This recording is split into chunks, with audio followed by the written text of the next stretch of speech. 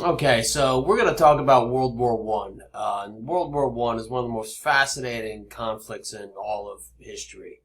It's oftentimes called the Great War. Okay, so we're going to talk about World War One.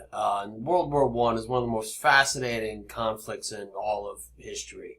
It's oftentimes called the Great War, but it's also not entirely accurate because in the imperial wars, the mercantilist wars of the late 1700s, some of those conflicts really did touch upon every continent in the world. So I think this may be the first time we're kind of realizing that and calling this the first one, but hardly this was the first because when European empires began spreading around the earth, it really impacted people that were colonized by these empires, that were caught in between these empires. So we're looking at this as being the clash of empires that had control over some part or all of the continents, and it was the industrialized age. So it is unique, and the stories that emerged from World War One are some of the more amazing stories we have in history. And it just shows you how really unprepared the world was for this conflict. Prior to this, the last major military conflict between empires would be the Franco-Prussian War of 1872. And this is the war between Prussia and France that created the state of Germany. There were wars in between. 1898, the United States invaded Cuba. 1905, Russia and Japan went to war. But this was really the first conflict between the major industrialized European powers in about 4 decades, give or take a few years. So this was really coming after a prolonged period of relative peace. And so during that time, you had these nations not only stockpiling weapons, but this is the second industrial revolution. Part of the second industrial revolution was research and development. So you've had people researching and developing new ways to kill. And so you'll have incredible innovations in technology and mass production of such weaponry, but the tactics do not keep up with the changes. So the question is, why would the United States enter a conflict like this? So let's get to understand the war a little bit better before we look at what the United States' role would be in this. So for one of the causes was bilateralism. Now, bilateralism, by to two parties exchanging ideas or conducting business. Trilateralism, 3. Multilateralism, multiple. So that relates to really relations between nations. Look at it this way. Not long ago, it was the United States, Australia, and England, or United Kingdom, came up with an agreement to produce nuclear submarines. This had to do with China's encroachment into the perception of China's encroachment into the South Pacific. England kind of needing friends after Brexit. And so there was a trilateral treaty between the United States, Australia, and the United Kingdom. Multilateralism would be like the United Nations. Or the Paris Climate Accords, where you have multiple parties negotiating a treaty, a common document that they will all sign on to. Bilateralism are two nations making a treaty to protect each other. And that is going to really lead to this domino effect that is going to be the cause of World War I. So just to kind of skip ahead to this next slide, this is really how bilateralism works. The Archduke Franz Ferdinand of Austria, he was visiting Serbia. Now, there's a lot of tension between Austria-Hungary and Serbia. Austria-Hungary was an empire just like Germany, just like England, just like France. Everybody's carving up chunks of Africa. They're setting up colonies all around the world. but they all have a sort of territorial hunger. To the west of Austria-Hungary is Germany, and Austria-Hungary has good relations with Germany. Germany's very powerful. With the United States, it's like the most industrialized nation in the world. So for Austria-Hungary, they've been taking an increased interest in the Balkan region. Now, this was the region like we would see Albania, Serbia, Croatia. And this region used to be under the control of the Ottoman Turkish Empire, which has been in rapid decline, which is being referred to at this time as the sick man of Europe. Ottoman Turkey, at their height in the 1500s, controlled Greece, controlled Egypt, the Arabian Peninsula. They had an incredibly large and diverse empire. As time went on and Europe was on the ascension with their colonial acquisitions, with their technological innovations, their wealth, Ottoman Turkey was on a decline. They lost Greece, they lost more territory. And so by the late 1800s, you see them losing grip on the Balkan region.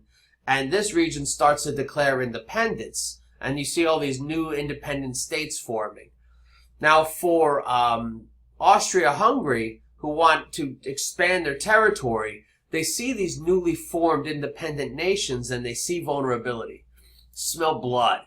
And they start to really exert influence and pressure on them, where it seems like it's almost inevitable that there's going to be some sort of conflict breaking out as Austria-Hungary tries to expand. So a lot of Serbian nationalists saw the presence of Franz Ferdinand as a threat, as a provocation.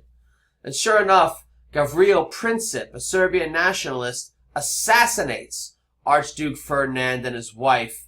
He's quickly arrested. He is thrown in jail.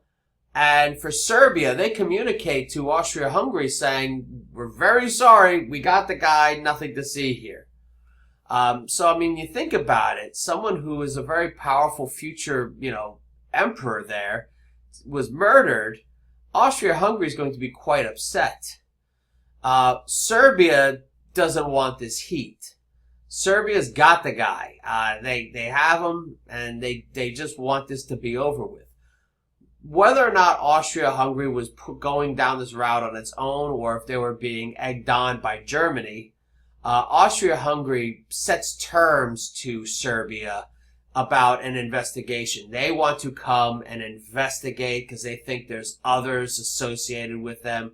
They want to have mass arrests. Essentially, Austria-Hungary was dictating terms to Serbia that were going to be in no way acceptable. That would be a loss of Serbian sovereignty and autonomy. So Serbia rejects this. Austria-Hungary declares war. Now, everything that I'm saying happens just in the month of August 1914, the month where the world lost its mind. So after Austria-Hungary declares war on Serbia, Russia, bear in mind, had just about 10 years prior, a little less, lost a war to Japan. Now, this shocked the world. Japan was not seen as a kind of modern nation, but they had been steadily modernizing ever since the 1850s and 60s. So Japan, and plus there's a lot of racist belief that Russians were white, and there's no way the Japanese can defeat a largely white empire. And the fact that Japan did, it shocked the world. But it also really embarrassed and destabilized Russia. Russia nearly had a revolution because of that. And so they prevented that. They started a Duma, a kind of a representative body. But then they shifted their focus away from the eastern part of their massive, nation to the west. And that's the Balkan region. And Russia declared that they would be the protector of the Slavic people. And so when Austria-Hungary declares war on Serbia, Russia declares war on Austria-Hungary. Now, Germany declares war on Russia because they have a treaty with Austria-Hungary that anyone who declares war on them, Germany's got their back.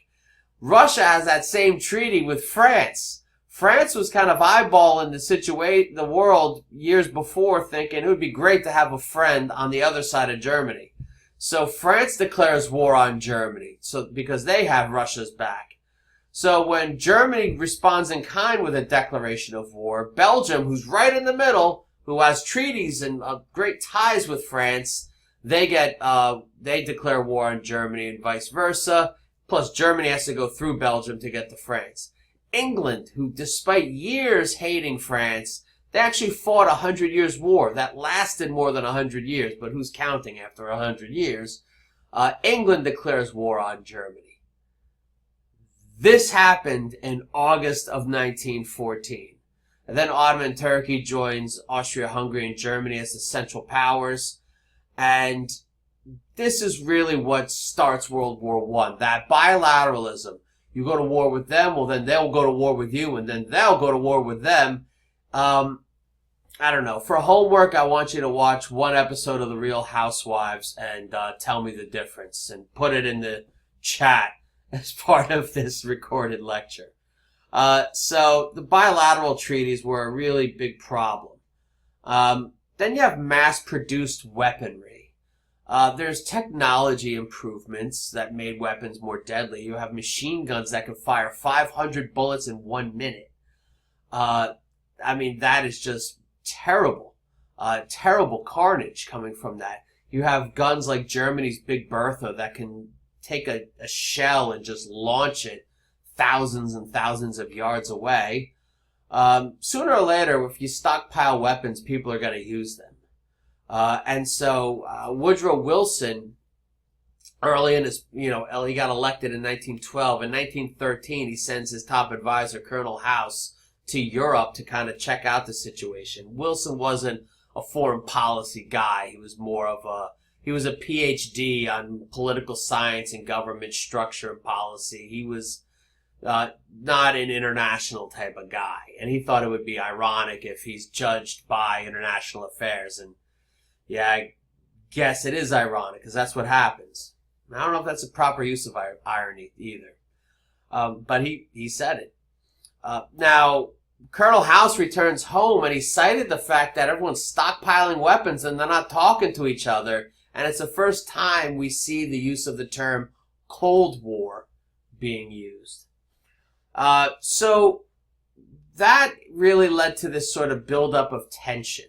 A lot of weapons, a lot of suspicions, no dialogue, no open negotiations. Everything was just kind of alliances being solidified, lines being drawn.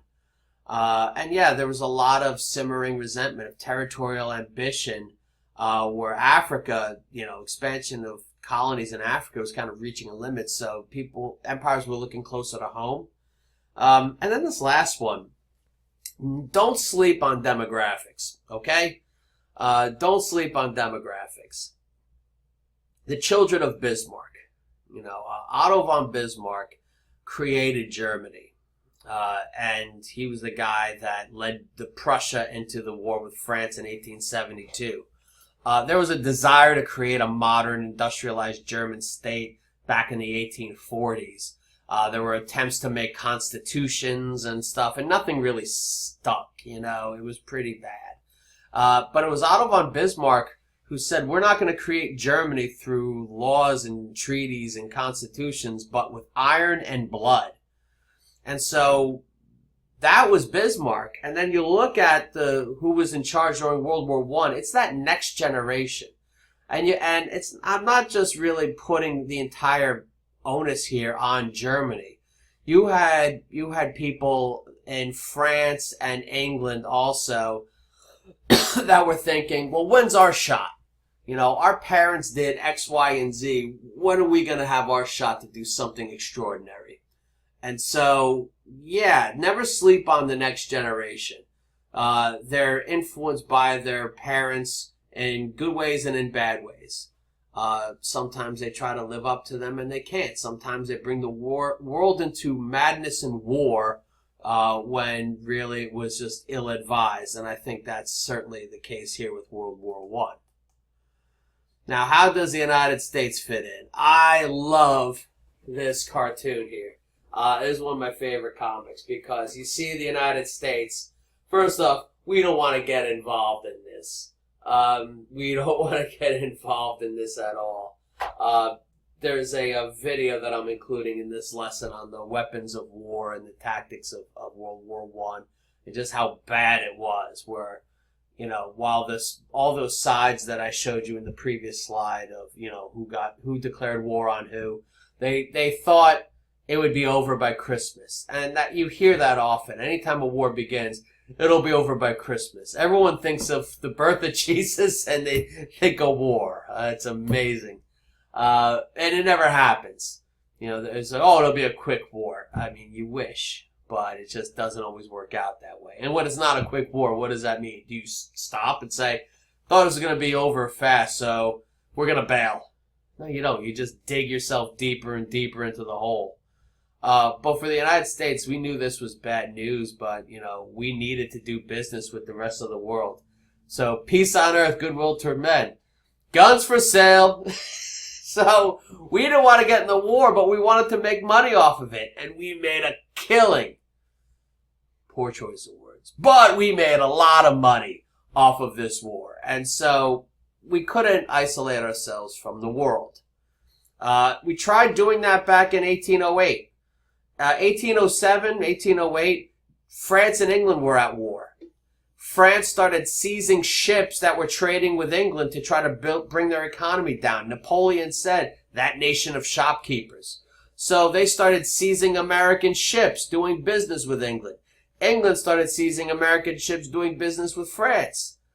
Thomas Jefferson solved the problem by sealing off the United States from foreign trade. We put an embargo on our own country. We lost tens of millions of dollars to our economy, but we didn't get our cargo shipped anymore. How's that going to happen when there's no more cargo? So that same thing's playing out here, where we want neutrality, but if we're doing business with both sides, they're going to resent that. England doesn't like that we do business with Germany, and Germany certainly hates that we do business with England. And so we could try to remove ourselves from the global trading economy, but that's not feasible in this modern world of the early 20th century. For one, the United States has gone through a shift.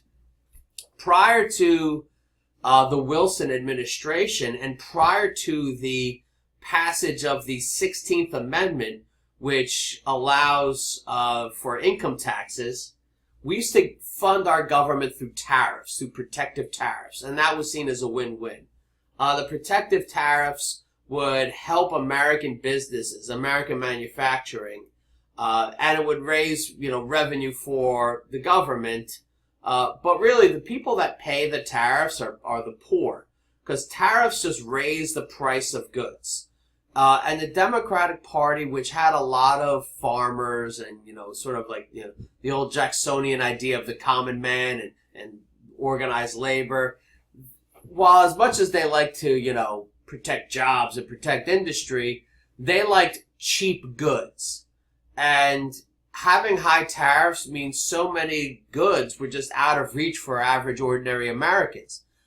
If you fund the government primarily off of income tax, it's the wealthy that are funding things. The wealthy are paying for it. This allows you to bring down tariffs, and it lowers prices for the average American consumer. So if the United States removes itself from trade, we will suffer an incredible amount of economic hardships. And so we began to trade with all hostile powers because this administration embraced free trade, and that free trade was good. Free trade would, ultimately nations that trade together don't go to war together. But now it seems like all these great nations are at war with each other, but they're not with us. So Woodrow Wilson had this sort of delicate balancing act. He's the plate spinner here. How do we avoid inserting the United States into the war, but also continue economic growth and trade with all these belligerent nations? And the United States doesn't want to join because what's the aim of this war? Why are they fighting? I mean, if you ask them, and you shouldn't really ask a nation at war why they're fighting. They're not going to tell you the truth. France is fighting Germany because the Germans are evil and they want to kill us all and they hate our way of life. Ask the Germans, why are you fighting England? Because England's evil. They want to destroy us and they hate our way of life. You know, but the reality of these wars, these are imperial wars. And if you were to give them truth serum and say, why are you at war with them? They would just say, more. I want more land. They have land. I want it. I want more money. They have money. I want it. I want more power. I want things. That's not sexy.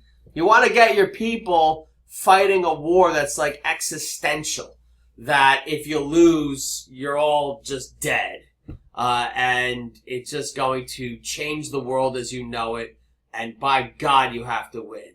You don't tell the people, look, we're going to war with them because they got a lot of stuff and I kind of want it. I got closet space. I could fit it. So really, it's a European imperial war. Woodrow Wilson does not see why the United States should enter a war just to help European powers become bigger at the expense of other European powers. And on top of that, it's just a deadly, deadly war. I mean, we'll be done by Christmas. Hundreds of thousands of lives are lost between August and Christmas. So you have all these weapons with these outdated tactics. You know, this whole Napoleonic style where you're all like sort of marching to war. Well, you can maybe do that with muskets and rifles and someone gets shot, someone replaces them. But when it's a machine gun, the whole line will get cut down. So the tactics never kept up. The best tactic they had was dig a trench. Hey, how about we dig a hole and climb out of it once in a while? Hopefully we don't get shot by a machine gun. But yeah, there's the problem. Trenches don't move. I mean, how do you move a hole? It's just, we're talking very practical things here. So you have these zigzagging trenches, no man's land, where if you get in there, chances are you get shot, and then you have a trench on the other side. I mean, it's just, this is modern industrial warfare, and this is the first taste the world is getting of it. And so you look at why was this war so deadly? And why did it last so long? You know, well, these innovations like these machine guns, the long-range artillery, but you also have airplanes. You know, you have like, when the Wright brothers invented the airplane, someone asked one of the brothers, what's your comment on the War Department interested in your invention? And he couldn't get his mind around that. He's like, why would the War Department want an airplane? Oh, you know, shooting and killing and bombs. It's like, wait, dropping death from above? No, that would never happen. That's absurd. But of course, that is exactly what happens. I mean, look at the Air Force today. But back in World War I, you had pilots were taking bombs that were on their laps and just hucking them over the side onto the enemy below them. You have poison gas. You know, they looked at, you know, what's one way to fight? Well, what if that air you breathe, what if you couldn't breathe it? That'll get them. Submarines, which have become a huge part of the German Navy. Submarines that were sinking ships stealth-like. I mean, there was no radar, so just 1 minute you're there, 1 minute you're blown to bits. Tanks make their debut in World War I. You know, some of the long-range artillery, imagine like in early violence, you know, early, you know, hominids, you know, killing each other with sharp sticks and rocks, you know, face to face. Now in conflict, you can be just miles away and just launching these projectiles and these shells to great distances. Now, because of these weapons and these tactics where it was just like digging trenches, there's not a lot of movement. There's not a lot of battles in World War I that historians talk about. I mean, the Battle of the Somme is one example of just an incredible offensive that was launched in France, and it's just the casualties were just astounding from the Battle of the Somme. But stalemate is the theme. So there's very little to, if any, movement. You climb out of your trench, you get shot. You get a lot of people that climb out of their trench, chances are they get shot. And so it's like, who can outlast each other? Because you're all causing economic pain to the other side with blockades, with just embargoes. And it's creating political pressure because the people that said, yes, we're going to war, when they see that very little is happening, they get restless. You start to see labor unrest in England. You see bread riots in Berlin. And all they got for it is hundreds of thousands of casualties. And so it's a tough war where you have to outlast your opponent.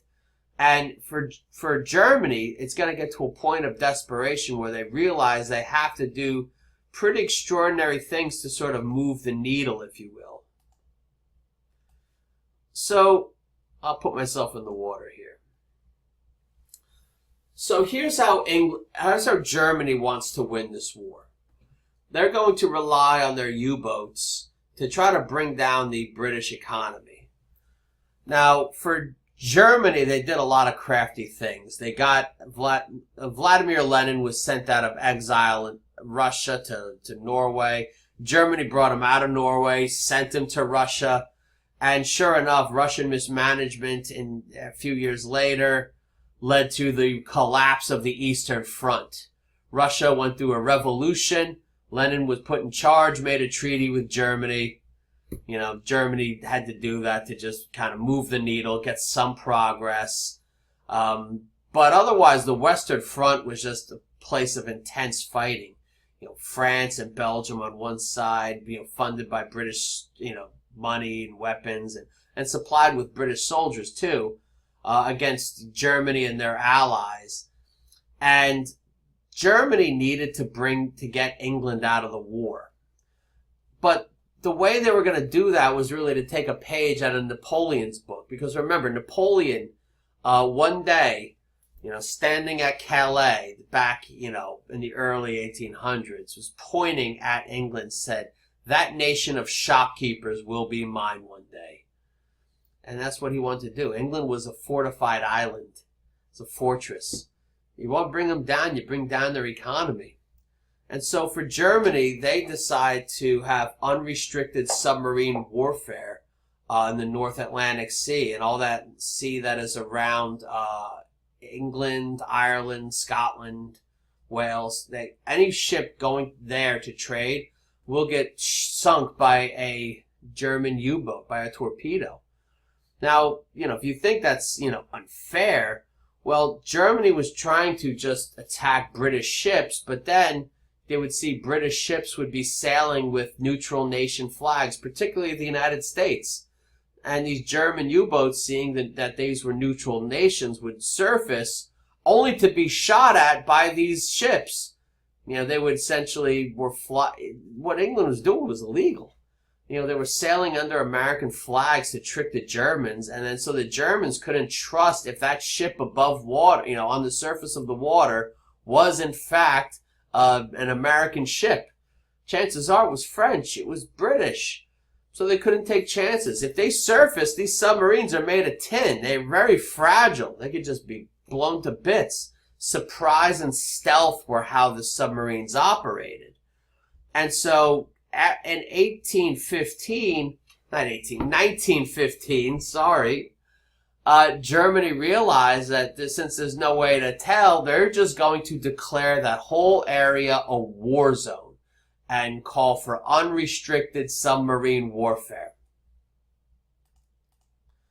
And this brings us to the sinking of the Lusitania. A passenger ship sailing from New York City to Liverpool. And we see that a German U-boat had sunk it. About almost 1,200 people died. Over 100 of them were Americans. And this brought the United States to the brink of war. But I must add some little clarification here. Now this, I gotta tell you, is incredible. On the right-hand side is an ad in a newspaper for the Lusitania advertising this ship. You know, it's dates of setting sail, just, you know, information about the company. And what is next to it is an ad taken out by the German embassy telling people, don't get on this ship. Do not get on the Lusitania. You might die. This ship is sailing into hostile territory. It is sailing into an area we are declaring to have unrestricted sub-warfare. Please do not get on this ship. And the Lusitania just says, we're going to go anyway. What, are you really going to shoot us? I'd like to see you try. And Germany's saying, no, we are promising that we are going to shoot anything in that area. And what a shock. And can you believe this? The ship got hit by a torpedo and sunk. The U-boat commander got the Iron Cross for doing so. And so, yeah, civilians died, but I got to point out, Germany did say, look, don't sail into this area. We have to shoot everything. William Jennings Bryan was Woodrow Wilson's Secretary of State. He was appalled that this ship would leave across the Atlantic with women and children on board who ultimately died. Because what they found out later is that ship was smuggling contraband to England. And so Jennings Bryan was saying they hid these weapons behind the skirts of women and children. But for Wilson, he's getting a lot of calls to go to war. Teddy Roosevelt said if he doesn't go to war, he has the spine of an eclair, which is a delicious custard pastry. But he's saying he's spineless. His spine is custard. It's creative. So look, Wilson ratchets up the rhetoric to a point that William Jennings Bryan, who's a pacifist, leaves the cabinet. He can't do it. It seems like we're on the verge of war. We get this close, and then Germany says, okay, no unrestricted submarine warfare. We're going to pull back from the brink. And they gave Wilson that opportunity to do likewise. Germany knew the United States cannot enter this war. That once the United States enters against Germany, it's just they're going to lose the whole thing. It's a risk that they calculated they could not take. But this brought the nation to the precipice of war. But Wilson runs in 1916 saying he kept the nation out of war.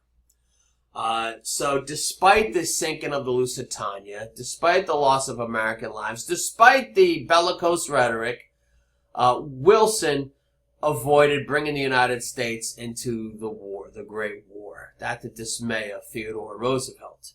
So Wilson's re-election campaign in 1916 centered on that he kept the United States out of war. And it was a winning strategy. He was re-elected. Now, it's never usually one reason someone wins an election, but you gotta see that this being so central to the campaign, that I think it had a lot to do with it. This was a popular message. It resonated that the people just simply didn't want to enter this war that they've heard nothing but bad things about. So following that election, though, in 1916, Germany decided to seize the opportunity. And they took a gamble and hoped that it would pay off, and it didn't. It backfired amazingly. And you gotta bear in mind, this is 1917. The war has been going on for 3 years. 3 years of trench warfare, of drama on the high seas with U-boats, with stalemate, with political unrest in the home front, like in England and Germany, France too. People are restless. They're wondering if this war was a bad idea. Germany was in complete unrest. Germany had to move the needle. They were getting desperate. So they decide to take a gamble.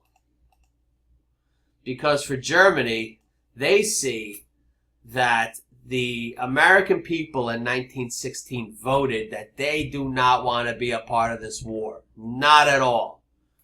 And so Germany's thinking, well, what if we use this window of opportunity to try to bring down the British economy? Because right now every nation's exhausted. 3 years of fighting, economic unrest. What if they launched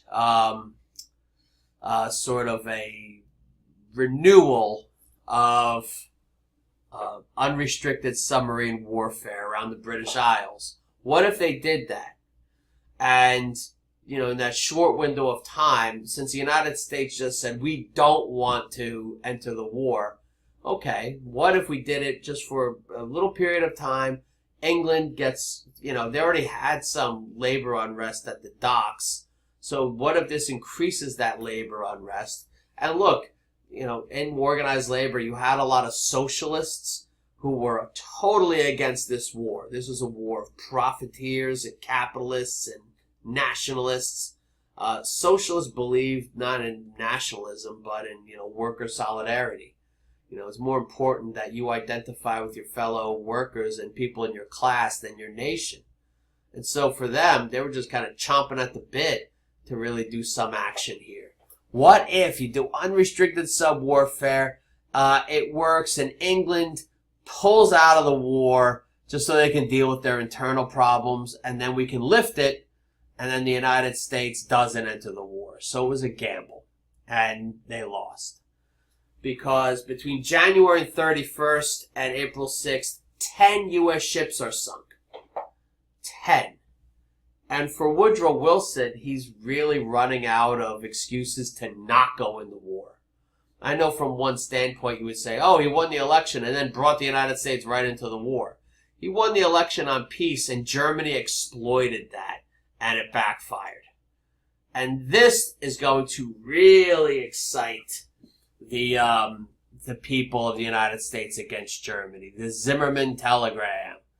When I teach History 13 in person, face to face, we use the sometimes for instead of a textbook, we use old copies of the Los Angeles Times, and you'll see a cover of the one for this period in a few slides.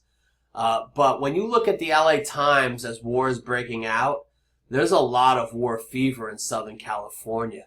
But you also notice a lot of articles about Mexico and a lot of xenophobic articles against Mexicans. Because there was a belief that Germany and Mexico were working together and that they were going to excite the Mexican immigrant or first Mexican American population against the United States. And so you had these sort of vigilance committees and liberty leagues that were forming to protect against potential German attack, but also against Mexico. It's absurd because Mexico is in the middle of a civil war.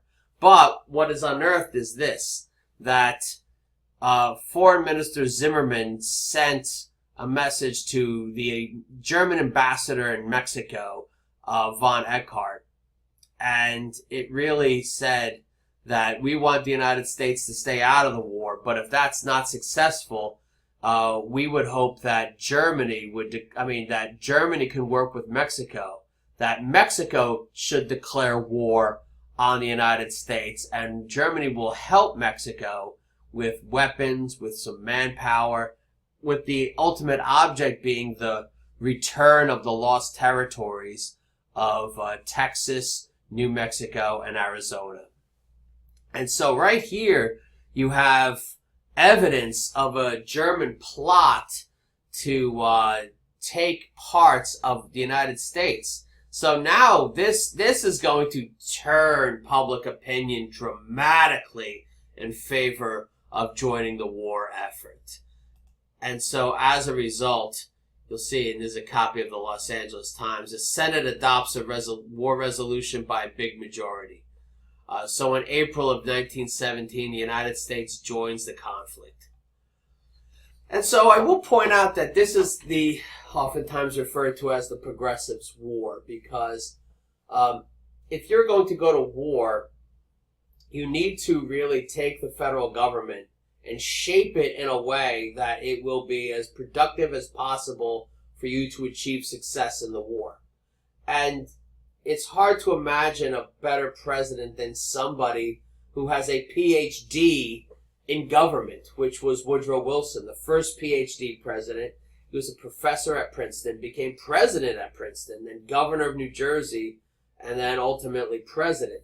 His specialty was taking this old, antiquated system of the United States government and bringing it into the modern age, working with Congress for legislation, not being like a passive partner, to try to get the federal government to regulate and police business and corporations to try to make them fair. But now it's changing the government to best guide the economy to win the war effort. So you look at the Selective Service Act of 1917, which is really starting the draft. By the end of 1918, 4 million men will be in the Army. The War Industries Board regulates all elements of war production. It tells companies, here's what we need, here's what you're going to make, here's what you're going to charge. Totally, taken over the free market capitalist system. I know we often focus on the civil liberties, like on the other side of this slide here, but, the private sector business had very little freedom at all during this. They were being told by the government what to make, how much to sell it, and what wages to pay. As you look down at the War Labor Board, regulates hours, wages, and these were improvements that led to long-standing changes, like the 8-hour day. And labor, led by Samuel Gompers, who headed this, but he also headed the American Federation of Labor, he said, no strikes. We won't strike during this. You see the Railroad Administration, the Fuel Agency, Food Administration. All these aspects of daily life are being regulated heavily by the government for the war effort. Now, the far left, though, and we're talking socialists, communists, anarchists, they were largely opposed to this war. And so it's one of the reasons I think Gompers, who hated those folks, just had a no-strike pledge, because it kind of weeds out the radical element out of organized labor. Socialists and these groups saw World War I as a war of empires. This is nationalists building their empires, industrialists profiting, and it's working people that are doing the fighting and the dying. And to the nations at war, they saw these radicals as a fifth column, that these socialists are acting within to bring down the government, and to end the war by, dissenting and debating.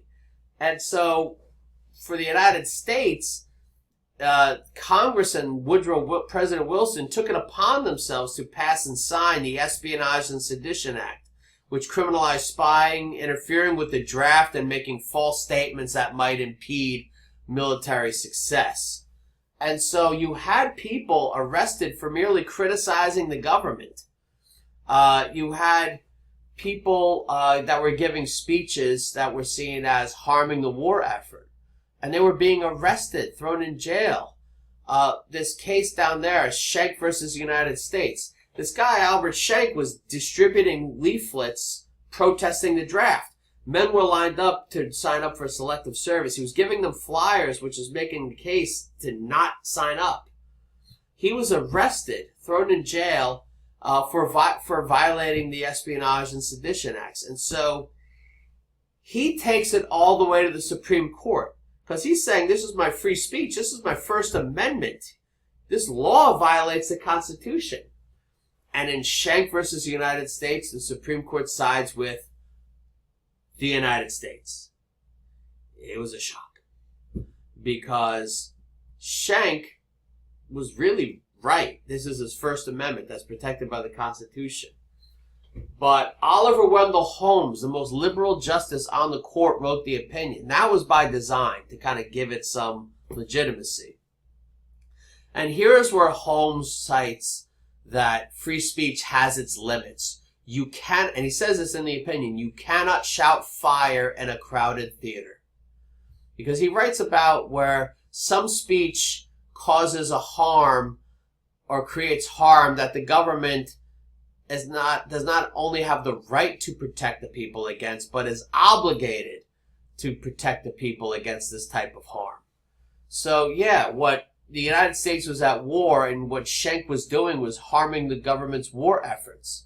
The government's at war because they want to protect the American people. And so Schenck's actions are causing harm. I guess he's like shouting fire in a crowded theater. And the government has not just a right, but an obligation to stop him. And that war is simply an amalgamation of harms. And this is one of them. In a war, you give up some of your free speech rights. It was a dangerous precedent, an absolutely dangerous precedent. And Oliver Wendell Holmes' friends, I don't think they forgave him. Now look at this guy. This is Eugene Victor Debs. He gave a speech in 1918 in Canton, Ohio, railing against the war. A speech he's given many times before. But government agents were recording it. He got arrested. He got prosecuted for violating the Sedition Act, and then he was subsequently thrown in jail. And he's not going to be freed until a few years later by President Warren G. Harding. Wilson kept him in jail. Now this man, Eugene Debs, he ran for president as a socialist in 1916, and he got 900,000 votes. In 1920, he runs for president as a socialist again, from jail. First president candidate from jail. Perhaps not the last, but he was the first. And in 1920, he got 1 million votes. But it's not just the government and alien and espionage and sedition acts. You see the American Legion essentially persecuting people that have German descent or that were not donating enough to the Liberty Drive and the Bond Drive and were seen as disloyal. It becomes like a climate of fear and a witch hunt. Beethoven is banned from many schools and orchestras. The word sauerkraut is changed to Liberty Cabbage.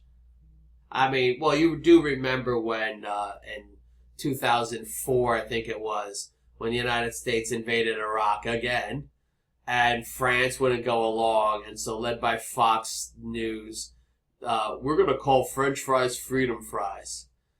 Take that. Take that, terrorists. You know that really just wounded Bin Laden. He said, "Oh, damn you clever American bastards. You changed the name of French fries. You win it. You win this time."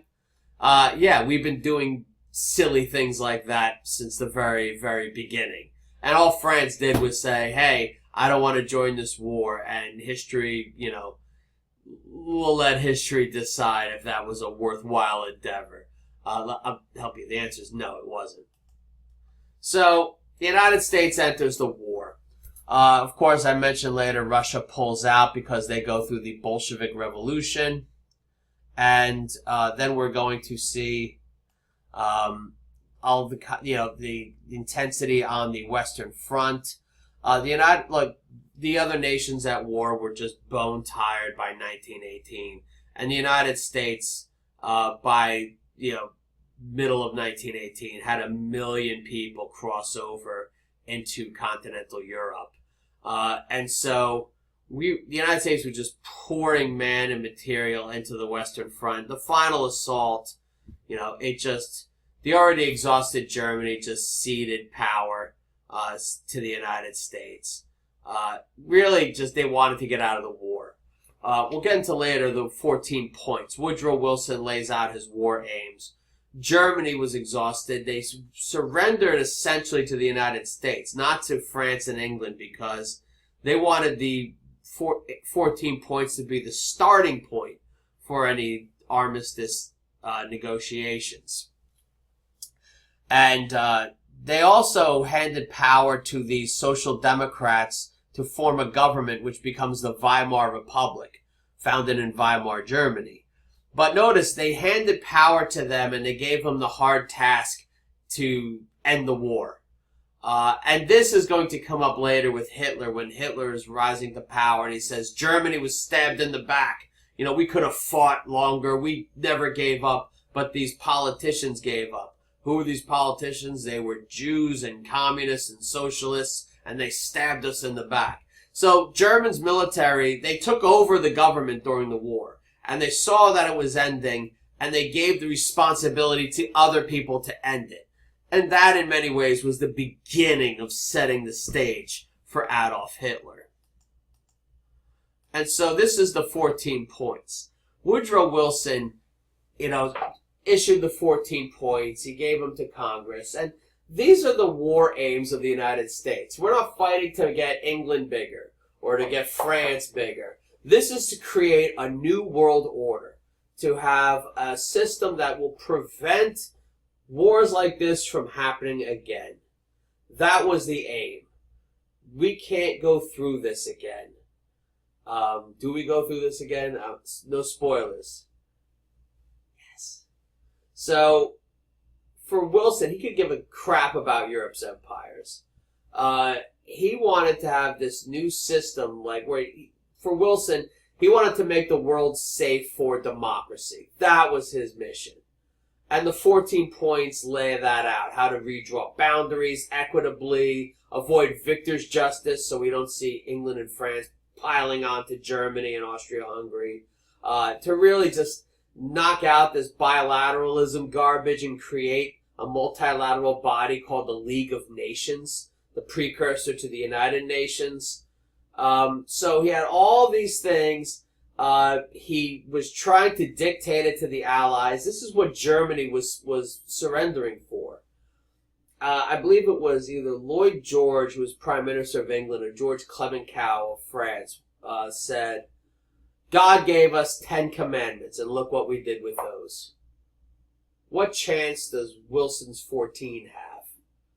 And sure enough, the Allies rejected the 14 points. All but one. That League of Nations?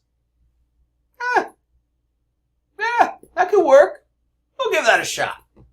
I like it, kid. I'm not gonna toss everything, but that League of Nations will take. Instead, what they came up with was the Treaty of Versailles. And Wilson, his arrogance, I think, really, shot himself in the foot here, because he thought, I have the people on my side. He really just did not have the people in the United States, for one. When you shred a nation's civil liberties, they're not going to have your back like they once did. And two, I don't know why, he was cheered as a hero when he came to France, but that doesn't mean that, George Clemenceau is not going to be calling the shots on behalf of the French people. So the Treaty of Versailles, for one, it forced Germany to declare themselves morally responsible for the war. And once they did, they became liable to pay $56 billion in reparations. They said, they forced them to say, oh, Germany started it. And these reparations are going to be an albatross around the neck of the German economy for decades. And really it keeps them from thriving in the 20s. And I would even say it leads to Hitler. These are things that are going to stoke Germany's nationalist fires. That look at the rest of the world, how they're treating us. And so Germany they couldn't have a military. They had to make shipments of coal to Belgium and France every winter. So anytime Germany would be rising up, the debt payments would come and they'd go back down. So it's something that became ridiculous, because the war really took a hell of a toll on Germany, but it took a hell of a toll on everybody. Mostly Germany, but France and England were never the same. And as the 20s wore on, and all of their economies were doing poorly, England and Germany became dependent on these reparations from Germany. And when Germany couldn't pay them and these England and France were threatening war, the United States would step in, because in the United States, the 20s were great. Illegal booze, which means the booze was really good. Jazz music. We had there's a lot of racism and xenophobia, and evolution was banned from a lot of schools. But hey, the economy was doing good, and that's all that matters, right?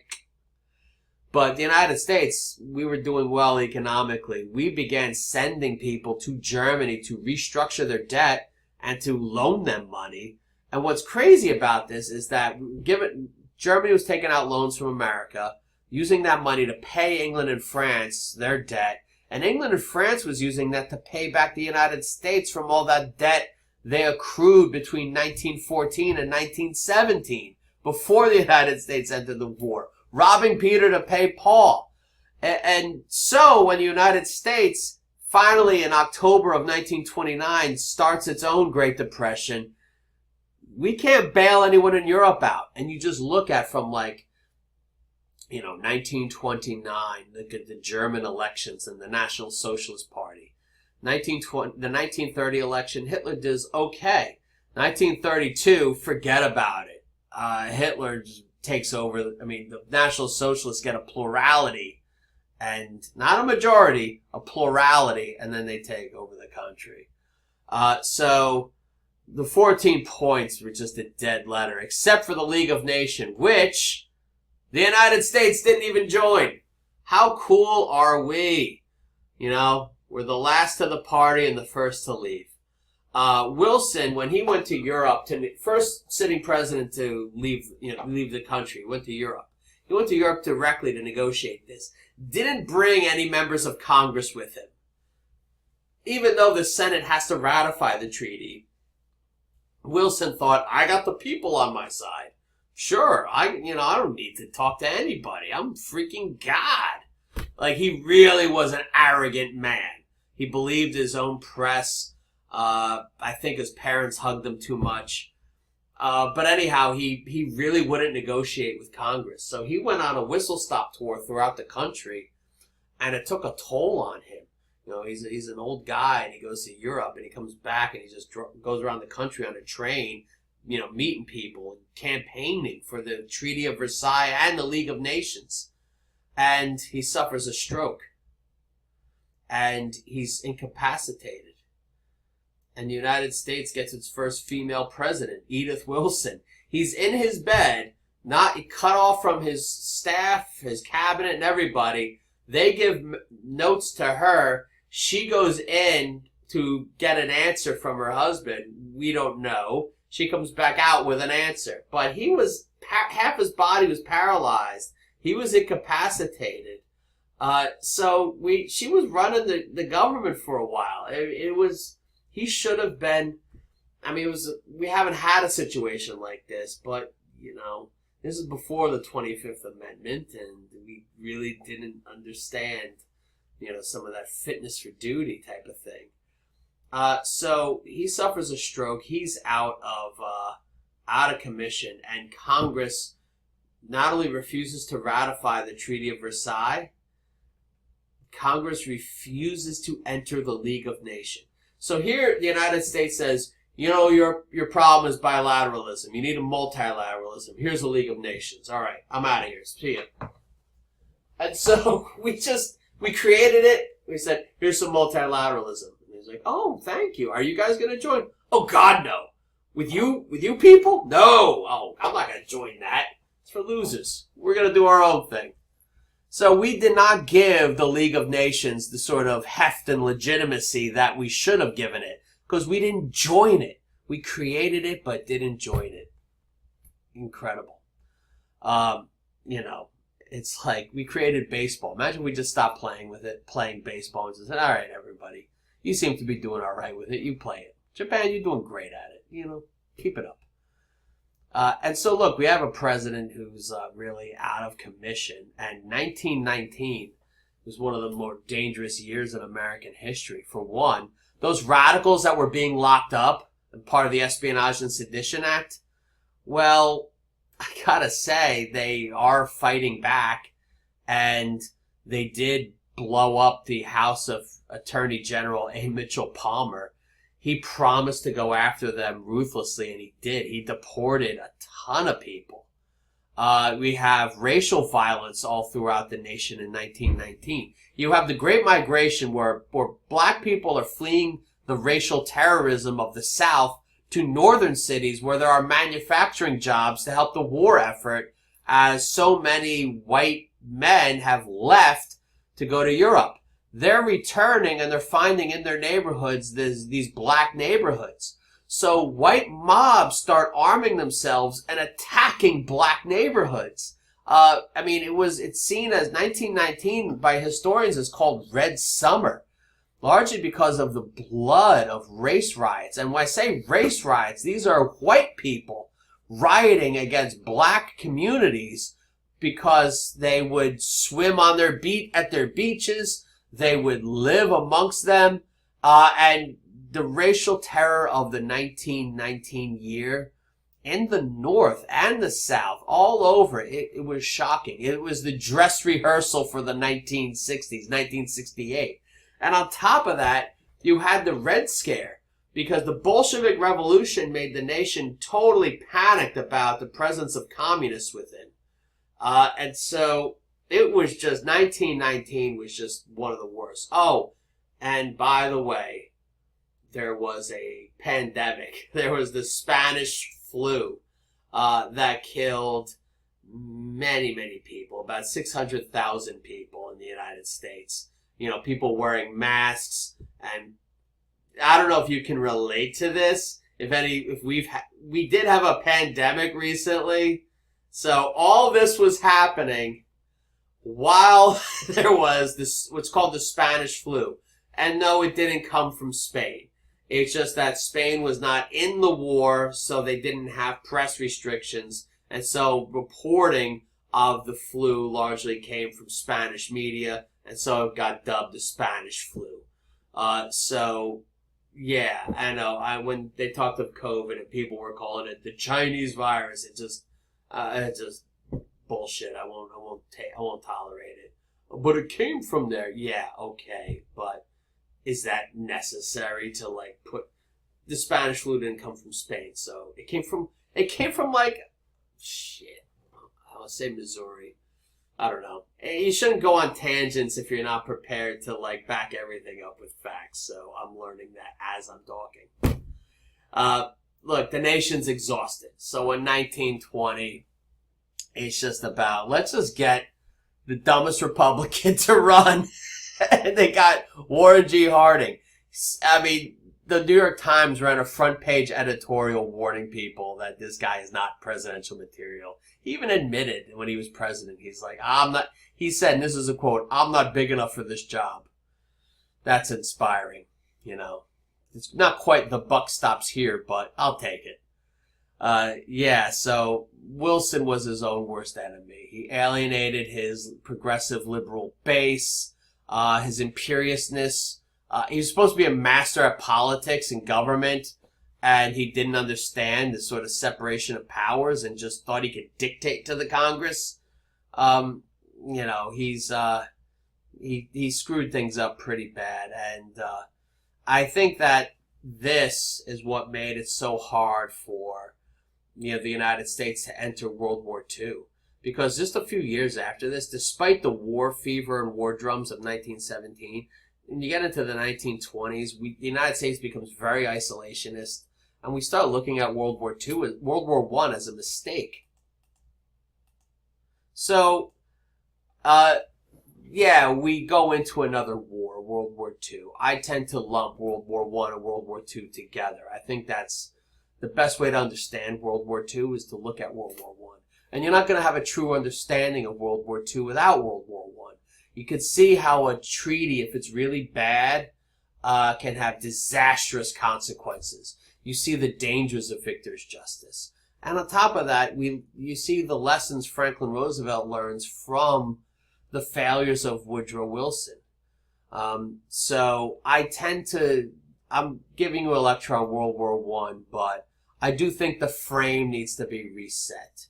You know, as time goes on and there's more great events to cover in these history courses, it's, I think, appropriate to cover this as one large 30-year war. There was a lull in the middle of the 1920s and Great Depression, but it is ultimately a 30-year war from 1914 to 1945. And only when we readjust the frame to include both of these wars as one war, I think we can then truly understand this phenomenon and learn the lessons from it. So maybe that'll be another question for the chat here, or I mean the comments below. Is it appropriate to lump World War I and World War II together? And tell me what you think. Thanks.